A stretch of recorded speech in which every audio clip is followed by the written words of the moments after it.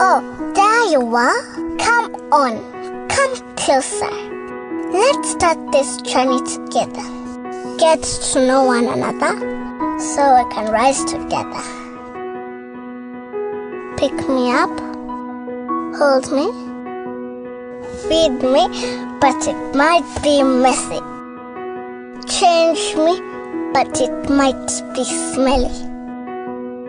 Be my playdate. Be my rocking chair. Be my hero.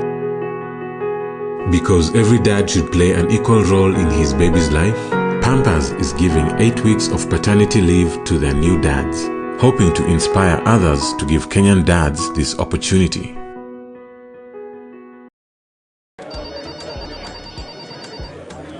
Hello 22bet. Oya ni aje? Poa sana. Unasikia naenda kuingia kwa account yangu napata kuna maziwa rada. Oh, hiyo ni Euro 2020 cashback. Tunapeana 8% kwa kila game ya Euro. Hadi kwa kila game? Hata zenye zimekunywa maji. Sasa nyinyi ndio mabazeng. Itabidi hadi nimechapia mbogi. Cheki Mamorio. Unasikia kuna 8% cashback ya nini ya Euro ya 22bet. Get 100% bonus on your first deposit now. SMS join to 29252. 22bet. Tucheze, tushinde. 22.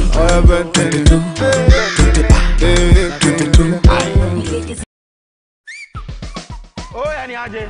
Mimi ndo Jonte Fresh. Mimi ndio nimetambulika hii Gikomba yote sekta ya manguo. Jumio transform nguo ordinary za mtush zenye ziuka mna hii harufu ya bail into the freshest igikosi yote. Siri ni hii Ariel mpya ya pink. Na kusho mtush zinang'ara kung'ara kushinda kamera. So clean, so fresh. Ma customer unaisana na hii story. Ninatumia Ariel touch of down mpya tu.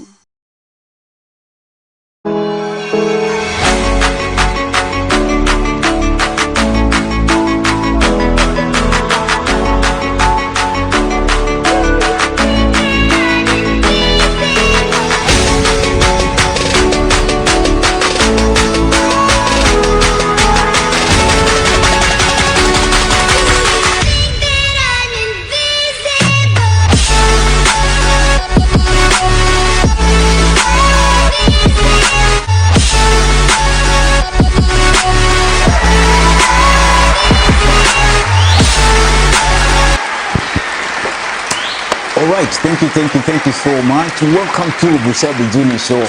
My name is Bushebi Junior. Hope you had a wonderful day or night wherever you're watching from.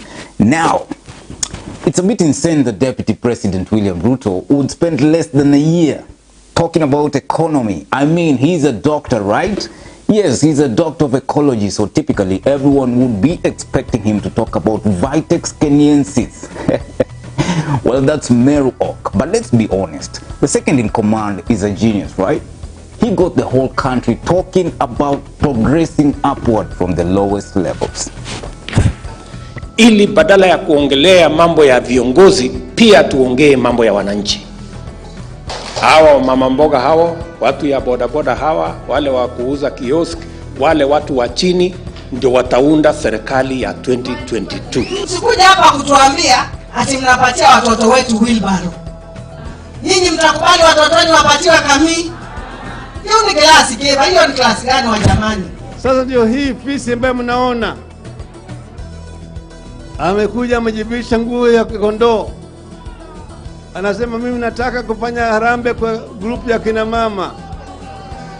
Wakina mama wako pale wamekuja, amebeba pesa na gunia. Nataka kufanya harambe kwa group ya vijana. Vijana wameweka pande ile wamekaa namna hiyo. Amekuja na mibunde ya pesa huko. Anataka kwa kanisa. Kwa kanisa amekuja.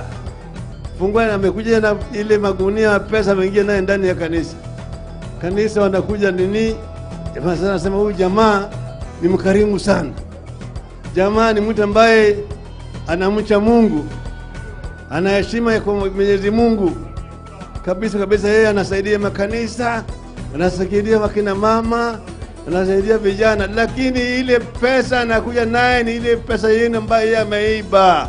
Tunataka yule mtu pale mashinani badala ya kuja kuangaisha wewe, awe na pesa ya kufanya biashara, na yule hana kazi awe na kazi ya kufanya, na yule mkulima awe ameongeza mazao yake. Badala ya kilo 10 ya maziwa awe na kilo 20, badala ya kahawa kuwa kilo 5 awe na kilo 10. The conversation should not be about changing the constitution to share power and to create positions. The conversation should be about how to create policy, how to have programs of empowerment that creates enterprise, creates jobs, and puts money in people's pockets. But hey, let's look at the bottom-up budgeting in a business. That is a form of financial budgeting where a company allows each department to set their own budget, right? Okay, each department creates a list of expenses and cost projections, which is then submitted for review from senior management. Sounds cool, right? Maybe this will help some Tanga ducks explain this in future. But there are other new definitions of bottom-up economy coming up, at least according to Jubilee Party Secretary General, who says that bottom-up simply refers to as people sticking their bottoms in the air. Nataka siasa ama tumechoka kwa siasa? Siasa kidogo. Basi sitasema mengi, labda niwachie hapo, lakini hii maneno ya bottoms up economy, labda Peter Kenneth ungetafsiri. What is it in Swahili? Matako juu.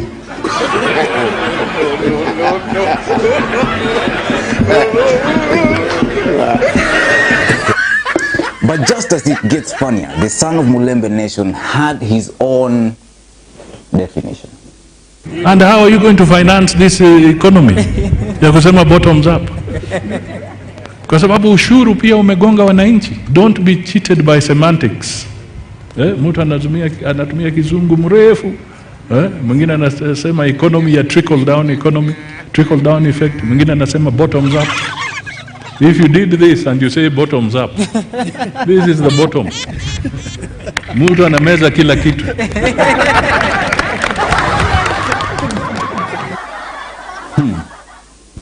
That's the definition of bottoms-up economy according to the Mulembe son Musalia Mudavadi. But Mulembe sons are only not out there giving definitions to the economy models. They are also making great strides in sports. You just want to run. The mind is free. You just want to go and run. Siskiangi what goes on beside me. Na vile kijana anachana mbuga. Nimepata ugali hapa nikasikia vizuri. Na ugali na beef hapo nikasikia smart sana. So food so far iko check vizuri. Personally na feel poa. Na feel niko na nguvu, na feel niko fast.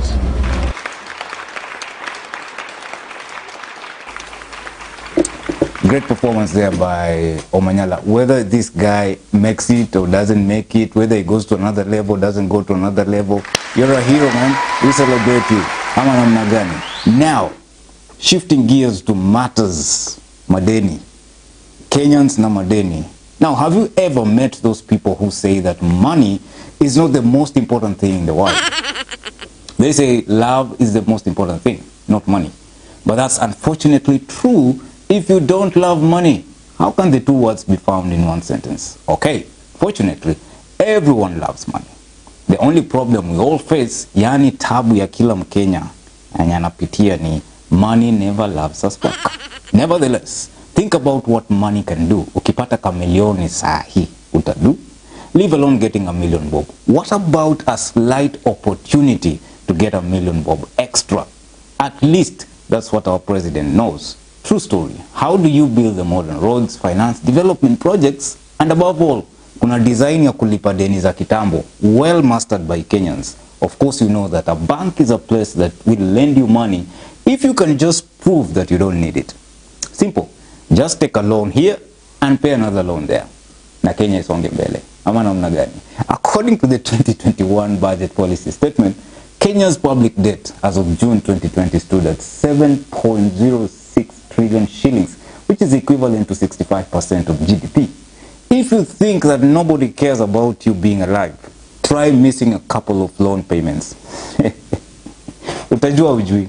Now, a survey shows that 4 out of 5 Kenyans feel anxious, fearful, or angry because of debt burden, yani madeni. Taxes have already gone up since the tax holiday introduced because of the pandemic ended in December last year.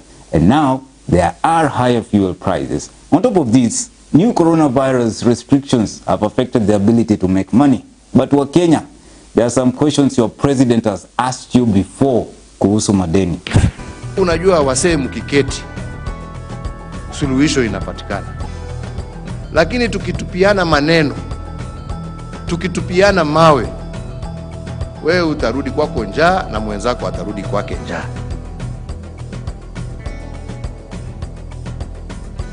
Ukisema huwezi kukopesha huyu kwa sababu ni high risk, biashara hiyo yake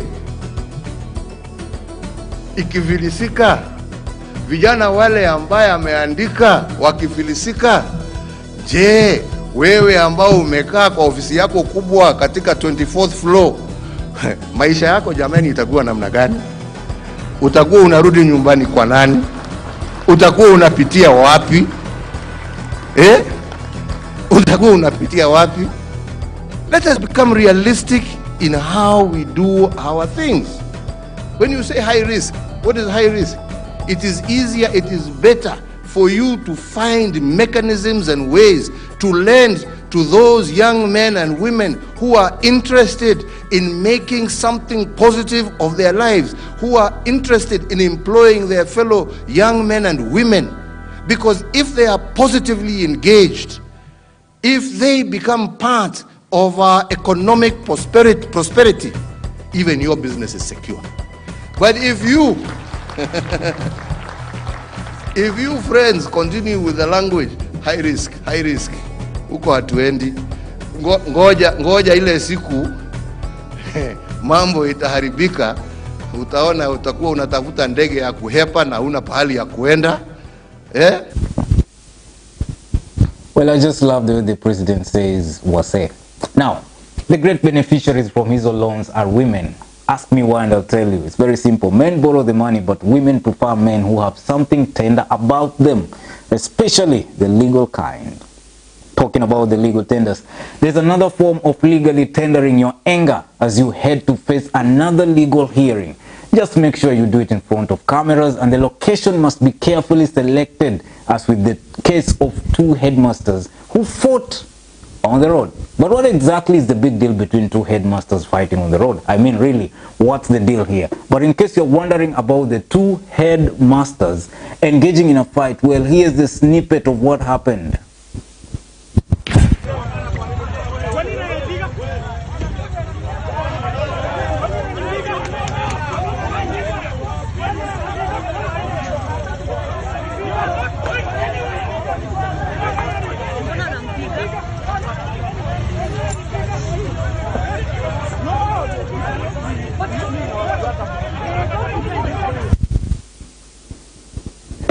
Okay, one head cuts off the other head in traffic, and then they stop and decide to change their weapons of war. Hey, the only difference between the 2 is that one uses his head as a cyber activist and the other one uses his head as a songwriter and a singer.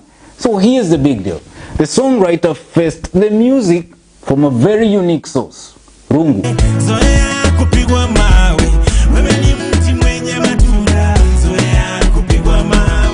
Well, that's not even the first world or third world or second world problem. The gist of the drama is we all don't even know why Robert Alai hit ringtone with a rungu in a Kenyan version of Road Rage. So, Alai was arrested and detained at Kilimani police station on allegations of beating ringtone with a wooden club. And police said they were talking to Alai for clarification. I mean clarification. Yani, Alai, can you clarify that actually you took a rungu and beat up ringtone? Crazy.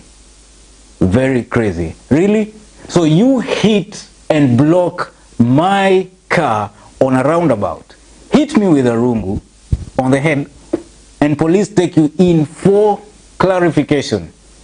It's called lens. Apparently, Ringtone went for the case hearing in an ambulance. And the only thing he said is, wamama walipiga nduru. Nilikuwa natoka Lavington, tukafika kwa roundabout ya Kileleshwa kama unakuja Kilimani. Robert Alai alikuwa katikati ya barabara na Subaru hiyo KCG ambayo mostly inatumika na CID. So watu wote wakati light ilisoma green walipiga honi. Mimi mwenyewe pia nikapiga honi. Akateremsha kioo chini akarusha mkono juu. Watu tukaendelea kupiga honi kwa sababu kwa roundabout kila mtu ametoka nyumbani akona mahali anaenda. Wakati aliingia kwa roundabout mimi nilimfuatia kwa haraka. Kioo yangu ikiwa chini nikaenda kuangalia hawa ni maaskari gani wa CID wako na hii Subaru wenye ni wauni sana ambao wanarushia wananchi mkono. Nikienda kuangalia nikaona ni Robert Alai. Nikapiga gari yangu kwa pande hii nikamrushia mkono, nikamwambia Robert Alai mtu afanyangi hivyo. So mimi nikaendelea na safari yangu. Kufika the next roundabout, Robert Alai alikuja akagongesha gari yake kwa gari yangu, akashuka akakuja kwa gari yangu. Akaniambia, Ringtone, you are very stupid. Do you know who I am? Nikamwambia you are a public figure like me na huu ni utoto wa Kenya wote wanaangalia. Robert Alai aliniambia wacha nikuoneshe utoto ni nini, na akaenda kwa gari yake akabeba rungu. Mimi nikaangalia amebeba rungu, nikapandisha kioo na nikafunga lock kwa gari yangu. Alikuja akapasua kioo ya gari yangu mara ya kwanza, ya pili, ya tatu kioo ikaisha. Ya nne akanigonga kwa hii mkono because nilificha uso wangu. Mara ya tano akanigonga hapa na akanigonga hapa. Wananchi walitoka kwa hasira, wamama wakipiga nduru, watu wote wakipiga nduru. Well, as Professor Hamo usually quotes his book, it seems the book of fights and slaps is out and very few Kenyans have read it except the honorables. One person who has read the book and applied it on another musician in Bungoma County's Kimilili Member of Parliament, Didmus Barasa. The lawmaker beat up a contractor on Friday after the contractor attempted to bar him from commissioning the classes he had built until he was paid. Trouble started when the MP arrived at the Kamkuyo Ward School to open the classes built by the National Government Constituency Development Fund. He discovered that the contractor, Steve K, had locked them up. Stephen Masinde, popularly known as Steve K, was not asking for his wife this time, but his payment. Together with his colleague Ronald Graham Wafula, they had set up 5 classes at Baptist Lurare Primary School in Kimilili constituency at a cost of 3.4 million shillings.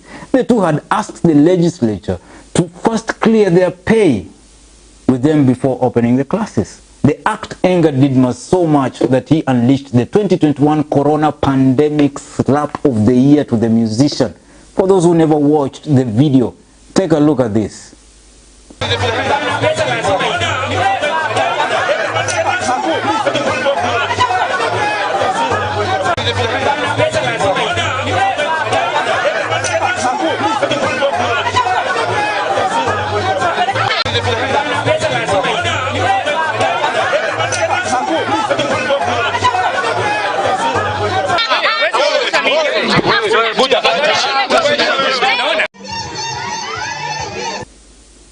So generally, there are 3 rules when it comes to being a musician and a contractor.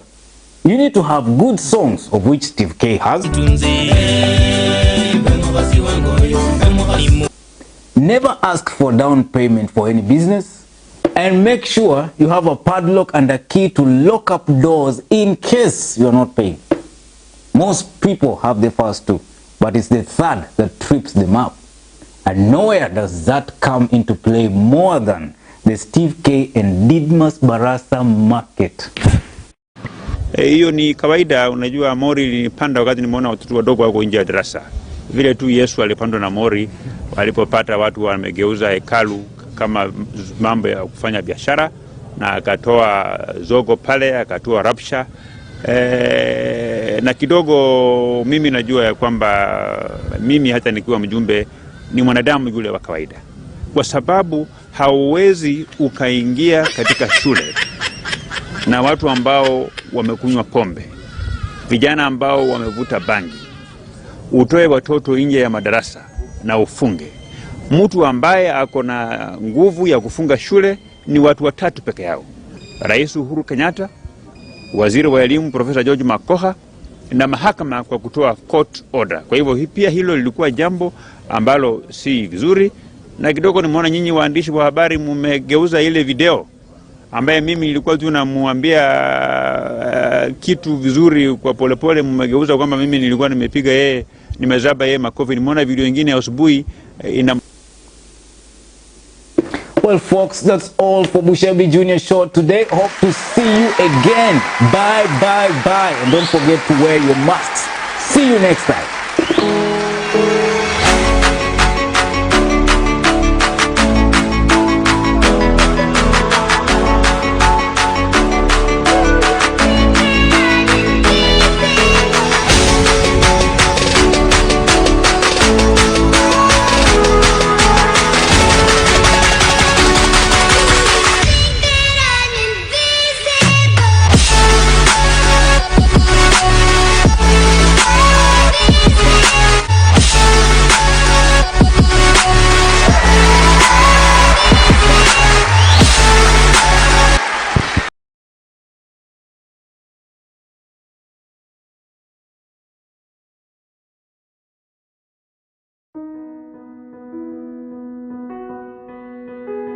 Oh, there you are. Come on, come closer. Let's start this journey together. Get to know one another so we can rise together. Pick me up, hold me, feed me, but it might be messy. Change me, but it might be smelly. Be my playdate. Be my rocking chair. Be my hero. Because every dad should play an equal role in his baby's life, Pampers is giving 8 weeks of paternity leave to their new dads, hoping to inspire others to give Kenyan dads this opportunity.